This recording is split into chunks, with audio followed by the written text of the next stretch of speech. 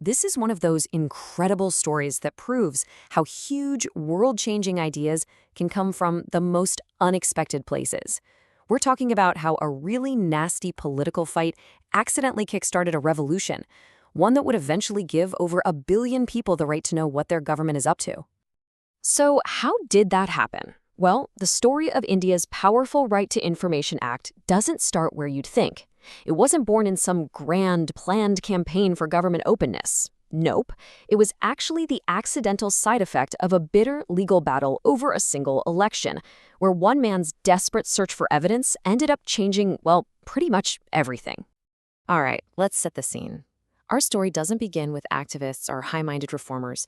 It starts with two political rivals just locked in this incredibly fierce power struggle. Picture this. It's 1971 in India.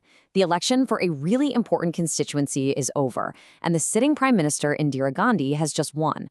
But her opponent, a fiery socialist leader named Raj Narain, is having none of it. He refuses to accept the result and decides to do something pretty bold. He's taking the Prime Minister herself to court. And look, the accusations he made were absolutely explosive. He wasn't just claiming some simple voter fraud. He was alleging that Prime Minister Gandhi had used the entire machinery of the state. We're talking public funds, government vehicles, even the police, as her own personal campaign team. I mean, these were just staggering charges to level against a sitting leader. But here's the catch, right? How on earth do you prove something like that? The evidence, if it even existed, was locked away deep inside secret government files, private correspondence, security manuals, all stuff the public had never been allowed to see. His entire case, literally everything, hinged on prying those secrets loose. Now, to really get why this was such a massive deal, we need to understand the system Raj Narain was fighting. Because India's government, back then, wasn't just secretive by habit. It was fundamentally designed that way. See, this whole system was basically a leftover from British colonial rule. And during that time, information wasn't seen as something the public deserved. Oh, no. It was a tool for control. You had these old laws like the Official Secrets Act of 1923 that basically made secrecy the default setting. The entire government machine was built to hide information from the very people it was supposed to be serving. And that's the world they were living in. Before this whole saga, the government basically operated like a black box. If you wanted to know something, you were essentially asking for a favor that was almost always denied.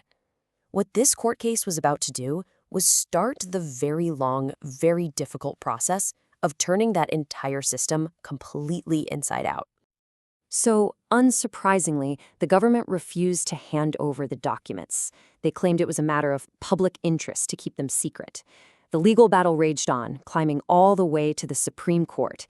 And that's where something truly revolutionary happened. This quote right here, this is the heart of it all. For the very first time, the highest court in the country made a direct link between the right to get information and the fundamental right to freedom of speech. Justice Matthews' logic was just so powerful and simple. How can you possibly have a meaningful opinion or a real debate if you're not even allowed to know the basic facts? So what the court essentially did was create a brand new constitutional principle. Now, the phrase right to know wasn't literally written in the Constitution, but the court said, look, it's implied. It has to be. After all, what good is freedom of speech if you have nothing to talk about? Your speech is hollow without information. So the right to speak must include the right to know. And just think about what a massive power shift this was. The court was saying the government couldn't just stamp a document secret and call it a day.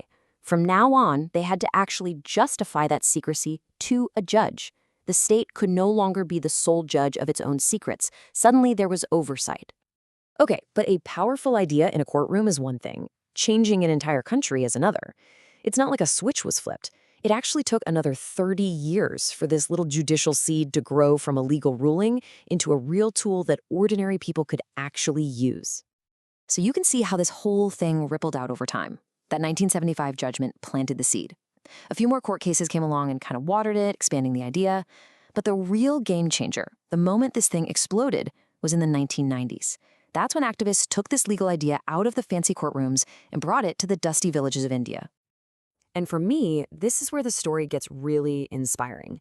You have this grassroots movement, the MKSS, and they started organizing some of the poorest villagers in the state of Rajasthan. These folks had been promised government money for things like roads and wells, but the money never showed up, and the projects never happened. So they started asking one simple but incredibly powerful question: where did the money go? And this is the brilliant part. They took that abstract legal idea from the court and turned it into a practical weapon against corruption. Here's what they did. First, they demanded the official paperwork, the bills, the payrolls, the whole shebang. Then they held these big public hearings, what they called Johnson-wise, and they just read the documents out loud for the entire community to hear. And boom, suddenly everyone in the village could hear the names of their neighbors who were supposedly paid for work they never did. It exposed corruption right there, out in the open for everyone to see. So you've got this incredible pressure building from the ground up, combined with the legal precedent from the courts, and all of it created this unstoppable momentum that finally led to this pivotal year. That's right. In 2005, a full 30 years after Raj Narain first demanded to see those secret files, the Indian Parliament finally passed the Right to Information Act. The idea board in a courtroom finally became the law of the land. It gave every single citizen a legal, formal way to question their government and demand answers. So why are we talking about this? Why does a court case from the 1970s still matter so much today? Well, because its core idea completely changed the relationship between the people and the government. That old Raj Narain case is what a lot of people call the philosophical anchor for all of India's transparency laws. It was the moment that made it clear that in a democracy, information isn't the property of the government, it belongs to the public. It helped transform people from just being passive subjects who get whatever the government gives them into active citizens who can actually hold power to account. But a fight like this is never really over. The principles that were born from that old court case are being tested constantly, even today. You see it in the endless debates over where to draw the line between national security and the public's right to know, or the clash between digital privacy and disclosure. And there are very real fears that new amendments could end up weakening the very law that people fought for decades to create.